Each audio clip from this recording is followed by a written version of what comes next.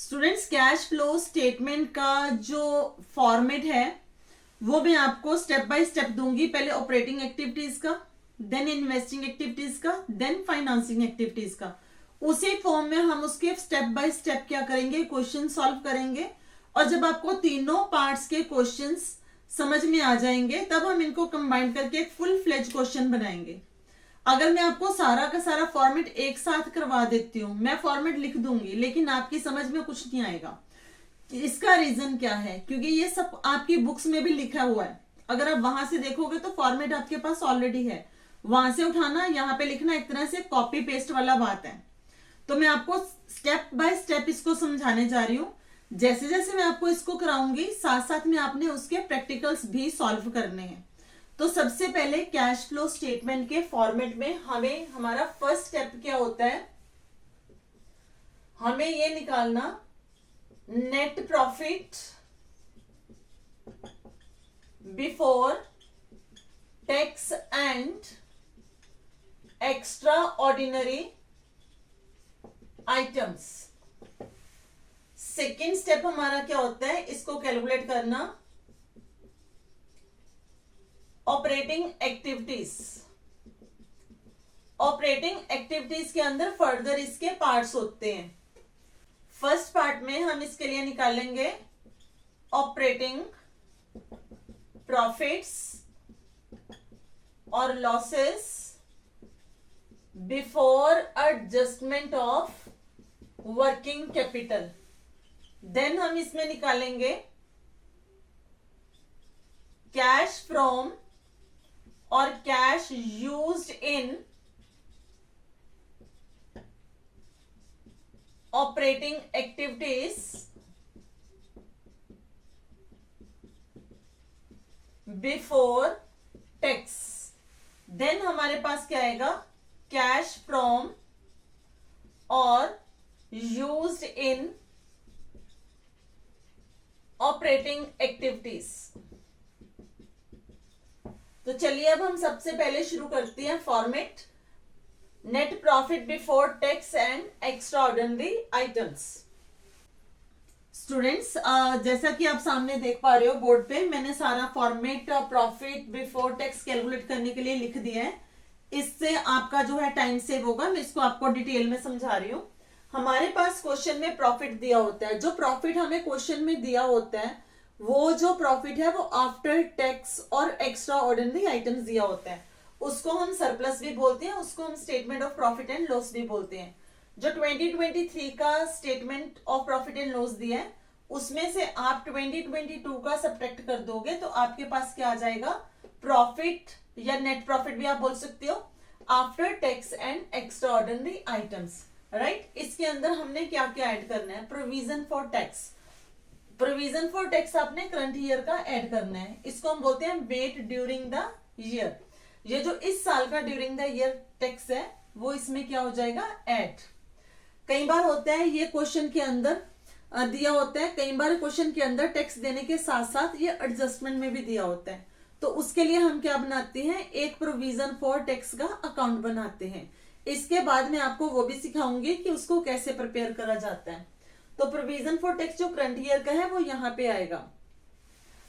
Propose dividend. Propose dividend क्या होता है, जो कंपनी डिक्लेयर कर चुकी है कि कंपनी ने अपने शेयर होल्डर को ये डिविडेंड पे करना है।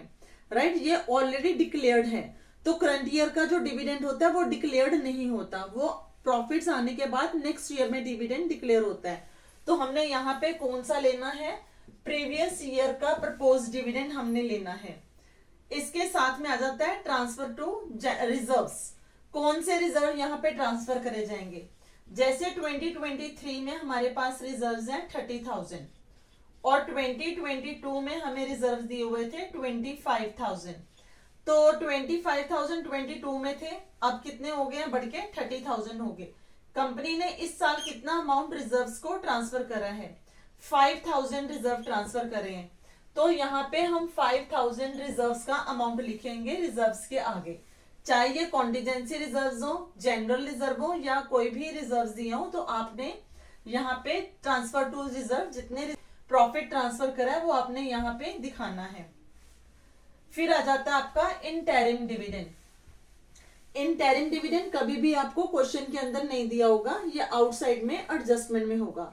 ये इंटरिम डिविडेंड होता क्या है, ये कंपनी में जब सरप्लस प्रॉफिट होते हैं, एक एक्सपेक्टेशन से ज्यादा के प्रॉफिट हो जाते हैं, तो उस केस में कंपनी क्या करती है, एक मीटिंग अरेंज करती है। उस मीटिंग के अंदर कंपनी डिसाइड करती है कि शेयर होल्डर को और डिविडेंड दे दिया जाए ताकि वो सेटिस्फाई रहे कंपनी से।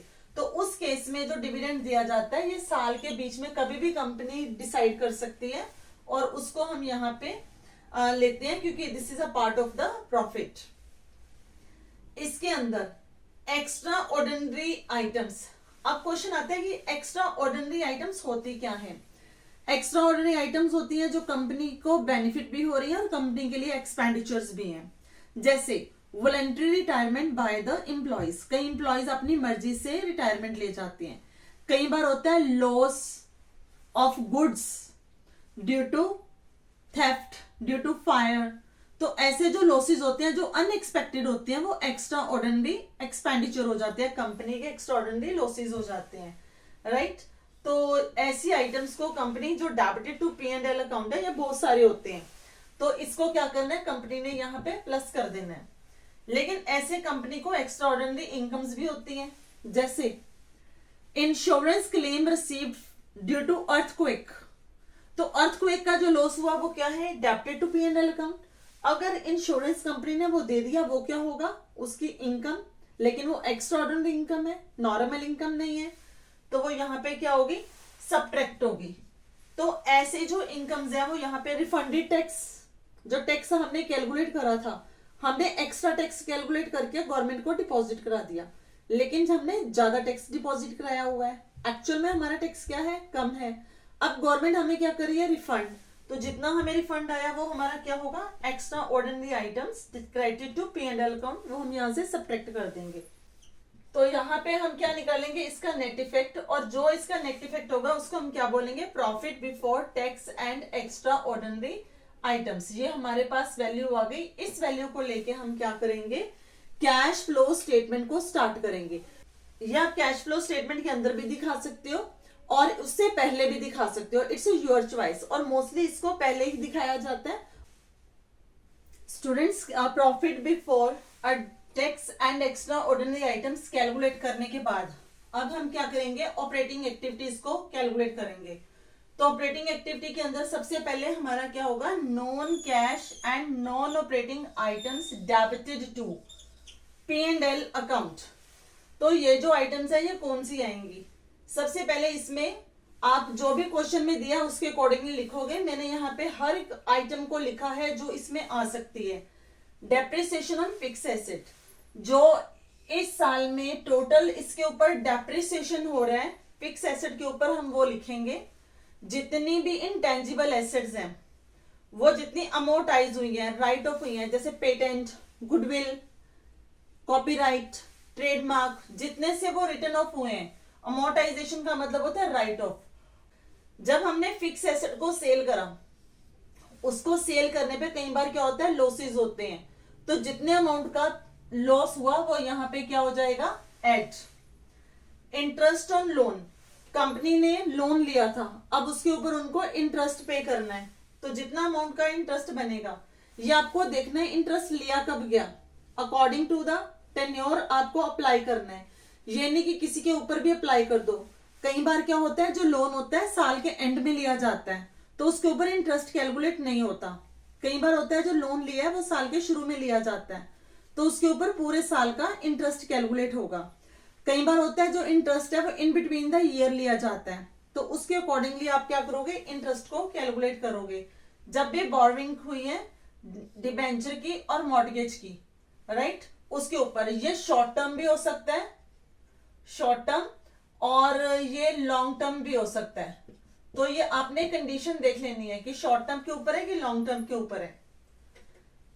Then discount on issue of debenture return of, हमारे पास पहले क्या था, discount on issue of debenture की वैल्यू दी हुई थी 2023 में दी है 5000, और पहले 2022 में थी 7000।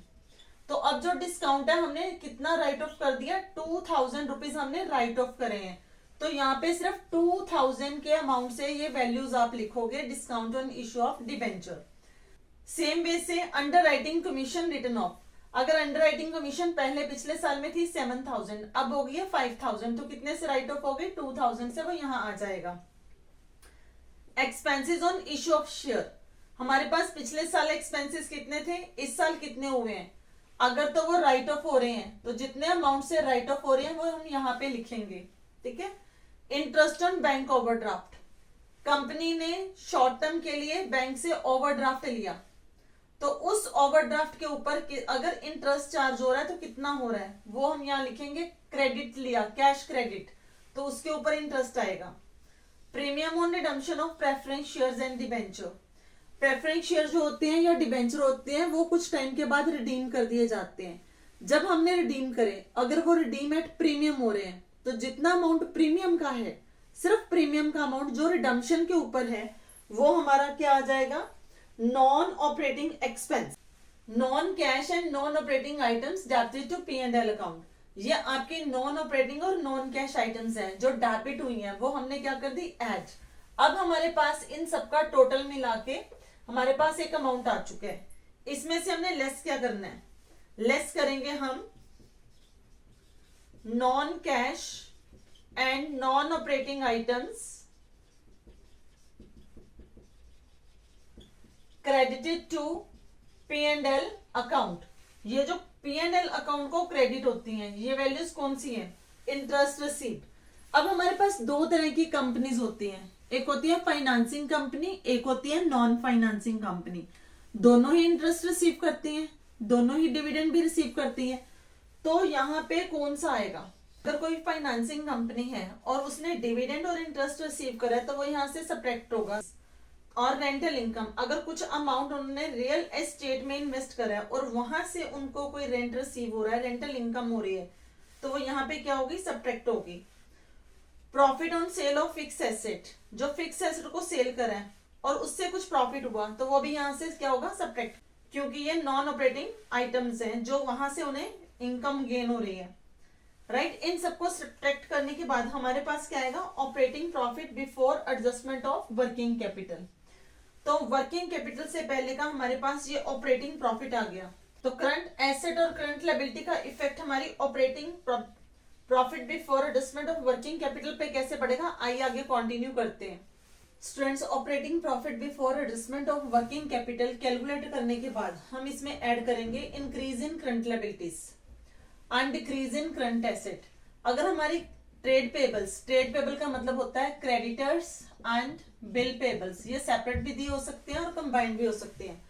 ट्रेड पेबल्स अगर हमारे इंक्रीज कर गए हैं तो हमने यहाँ पे क्या करना है, प्लस से दिए हुए हैं नोट टू अकाउंट्स के अंदर, तो आपने सेपरेट लिखने हैं। देन आउटस्टैंडिंग एक्सपेंसेस, अगर ये इंक्रीज हो रहे हैं तो यहाँ पे प्लस होंगे। इनकम रिसीव्ड इन एडवांस हमारी करंट लायबिलिटी होती है, अगर ये इंक्रीज हो रही है, जितने अमाउंट से इंक्रीज हो रही है उतने अमाउंट से यहाँ डालने हैं। अगर ट्रेड रिसीवेबल, इसका मतलब होता है डेटर्स एंड बिल रिसीवेबल, अगर ये सेपरेट दिए हो तो सेपरेट लिखने हैं, नहीं तो ट्रेड रिसीवेबल ही लिखना है। तो यहाँ पे इसको क्या करना है, प्लस। अगर ये डिक्रीज होंगे तो ये तीनों आइटम्स इंक्रीज होने पे और ये नीचे वाली आइटम्स, चार आइटम्स डिक्रीज होने पे यहाँ पे क्या होती है, प्लस। प्रीपेड एक्सपेंसेस अगर डिक्रीज हो रहे हैं, जितने अमाउंट से डिक्रीज हो रहे हैं वो प्लस। अक्रूड इनकम अगर डिक्रीज हो रही है तो यहाँ पे प्लस। इन्वेंट्रीज अगर डिक्रीज हो रही है तो यहाँ पे प्लस। तो ये ऊपर करंट लायबिलिटीज हैं और नीचे ये हमारे पास क्या है, करंट एसेट्स।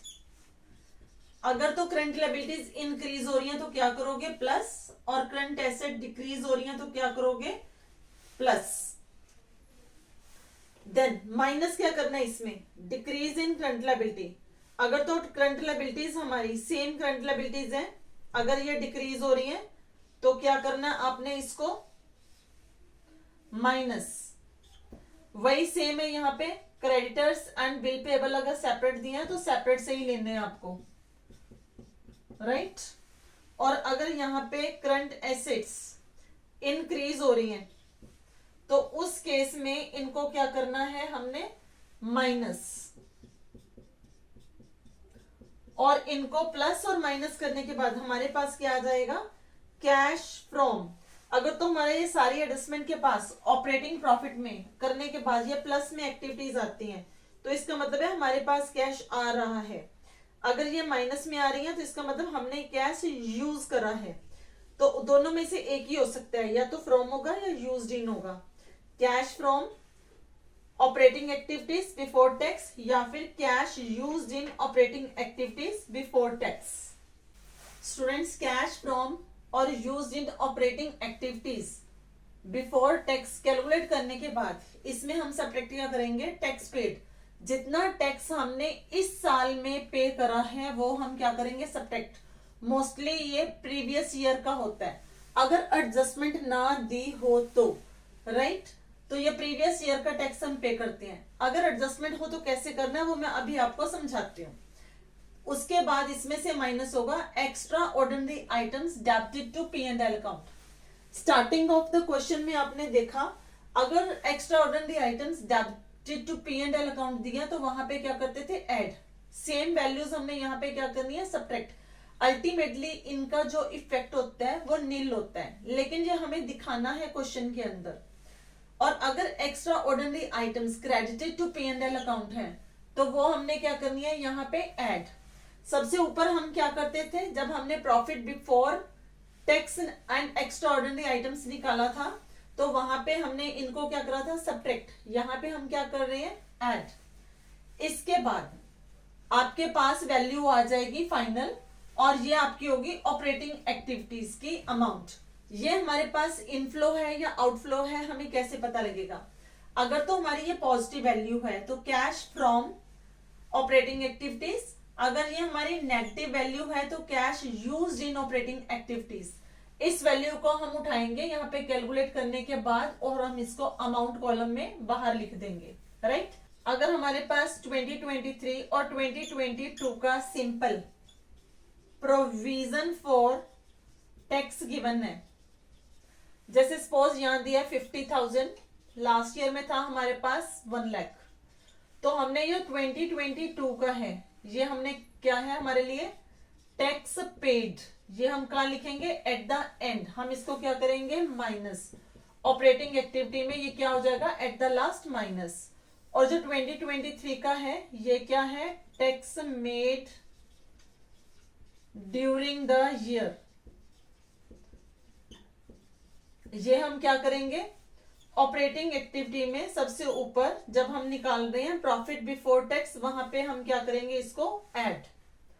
ये तो एक सिंपल पार्ट है, लेकिन अगर इसी के साथ में आपको दे दी जाए एडजस्टमेंट तो उसको कैसे करना है, ये मैंने बना लिया एक एक्सपेक्टेड क्वेश्चन। यहाँ पे मैं आपको प्रोविजन फॉर टैक्स का अकाउंट बना के दिखा रही हूँ। इसमें मैं पहले वैल्यूज फिल नहीं करूंगी, पहले मैं आपको सिर्फ इसका फॉर्मेट बताऊंगी, फिर यही वैल्यूज में इसको फिल करके दिखाऊंगी। तो जब भी हम किसी प्रोविजन का अकाउंट बनाते हैं तो ये हमारी क्या होती है, एक्सपेक्टेड लायबिलिटी। तो लायबिलिटी का हमेशा ओपनिंग बैलेंस जो होता है वो हमेशा क्या होता है, क्रेडिट बैलेंस। तो यहाँ पे क्या आएगा, 2022 का बैलेंस आएगा, टू बैलेंस कैरी डाउन, ये हमारा क्या हो जाएगा, क्लोजिंग बैलेंस। यहाँ हमारा क्या आएगा, 2023 का बैलेंस आएगा। जब हम टैक्स पे करते हैं तो एंट्री क्या होगी, provision for tax account debit to bank account. तो यहाँ पे क्या लिखेंगे, टू बैंक। ये क्या है, पेड, और यहाँ पे इसकी वैल्यू आ जाएगी। और यहाँ पे हमारे पास क्या निकल के आएगा, बाय पी एंड एल। ये क्या होगा, टैक्स ड्यूरिंग द ईयर, ये जो इस साल का टैक्स है उसकी वैल्यू निकल के आएगी। कई बार आपको ये वैल्यू दी होगी और ये वैल्यू आपकी बैलेंसिंग फिगर आएगी, कई बार आपको ये वैल्यू दी होगी और ये आपकी बैलेंसिंग फिगर निकल के आएगी। आपने क्वेश्चन के अकॉर्डिंगली इसको देखना है। अब मैं जो एग्जांपल मैंने अज्यूम करी है मैं इसको यहाँ पे दिखा रही हूँ आपको कैसे सॉल्व करोगे। स्टूडेंट्स देखिए, मेरे पास क्वेश्चन के अंदर 22 का बैलेंस कितना दिया, 1 लाख। तो ये जैसे मैंने अभी आपको बताया ये मेरा क्या हो गया, ओपनिंग बैलेंस। तो मैंने क्या लिखा, by balance brought down 1 lakh. और ये जो मेरे पास 23 का बैलेंस दिया ये मेरे पास क्या हो गया, क्लोजिंग बैलेंस। तो मैं क्या लिखूंगी, टू बैलेंस कैरी डाउन 50,000। अब मेरे को क्या दिया क्वेश्चन के अंदर, tax paid during the year 80,000। इस साल के अंदर हमने पेमेंट करी है टैक्स की 80,000 की। तो ये जो 80,000 अमाउंट है, मैंने क्या लिखा, प्रोविजन फॉर टैक्स के अंदर टू बैंक 80,000। तो मेरा टोटल कितना बन गया, 1,30,000। और लास्ट ईयर मेरे पास बैलेंस कितना पड़ा था, 1 लाख का। तो इस साल का मेरा कितना अमाउंट होता है जो मेरा ड्यूरिंग द ईयर था, 30,000 का। तो ये टोटल आ गया इसका 1,30,000। ये जो मेरा 30,000 की बैलेंसिंग फिगर निकली है यहां से, ये क्या पे जाएगी, ऑपरेटिंग एक्टिविटी में हम प्लस करेंगे profit after tax and extraordinary item के अंदर। और ये जो मेरा 80,000 का पेमेंट का दिया हुआ है tax paid during the year, ये मेरा कहां पे जाएगा, ऑपरेटिंग एक्टिविटीज में। ये सबसे एंड में, ये जो मैंने यहाँ पे सामने आपको विजिबल है लास्ट में, ये आप इसको क्या करोगे, सब्ट्रैक्ट। तो एक ये आपका फॉर्मेट हो गया, फॉर्मेट आपका सेम रहेगा। अब मैं यहाँ पे क्या कर रही हूं, एक चेंज दिखा रही हूं आपको इसी क्वेश्चन के अंदर, उसके अकॉर्डिंगली ये सारा का सारा चेंज हो जाएगा। मैंने यहाँ पे क्या करा, टैक्स पेड की जगह वर्ड क्या कर दिया, मेड। मैंने सिर्फ एक वर्ड चेंज करा है, अमाउंट भी वही है। देखिए ओपनिंग बैलेंस कितना आ गया, 1 लाख का, और क्लोजिंग बैलेंस कितना है, 50,000 का। जब यहाँ पे दिया हुआ है tax made during the year, तो ये इस साल का टैक्स दिया हुआ है, तो हम क्या लिखेंगे, बाय P&L 80,000। अब हमारे पास टोटल कितना हो गया, 1,80,000। हमने इस साल पेमेंट कितनी करी, बैलेंस हमारा पड़ा है टैक्स का 50,000। 180 में से 50 माइनस करिए, हमने 1,30,000 की क्या कर दी, पेमेंट कर दी। तो ये बन गया मेरा 1,80,000। ट्रीटमेंट सेम ही है। अब हमारे पास बैलेंसिंग फिगर क्या निकल के आ गई, पेड की। और ये 1,30,000 क्या होगा, ये हम ऑपरेटिंग एक्टिविटी में एंड में क्या करेंगे, माइनस। और ये जो हमें ऑलरेडी गिवन था, ये हम क्या करेंगे, ऑपरेटिंग एक्टिविटी में ऊपर क्या करेंगे, plus profit after tax and extraordinary item में अब 80,000 प्लस होगा। तो देखिए सारे के सारे यहाँ पे वैल्यूज ही चेंज हो गए, यहाँ पे पेड और मेड के चेंज होने से। जब यहाँ पे पेड था तो मैंने वो 80,000 पेड में लिखा था, अब यहाँ पे मेड है तो मैंने P&L के आगे इसको 80,000 को मेंशन करें, क्योंकि ये टैक्स ड्यूरिंग द ईयर है। इसको आप मेड वर्ड भी यहाँ पे लिख सकते हो अपनी मेमोरी के लिए, ताकि आपको ये याद रहे कि ये ड्यूरिंग द ईयर का है। तो आई होप आपको ऑपरेटिंग एक्टिविटीज का फॉर्मेट क्लियर हो गया होगा।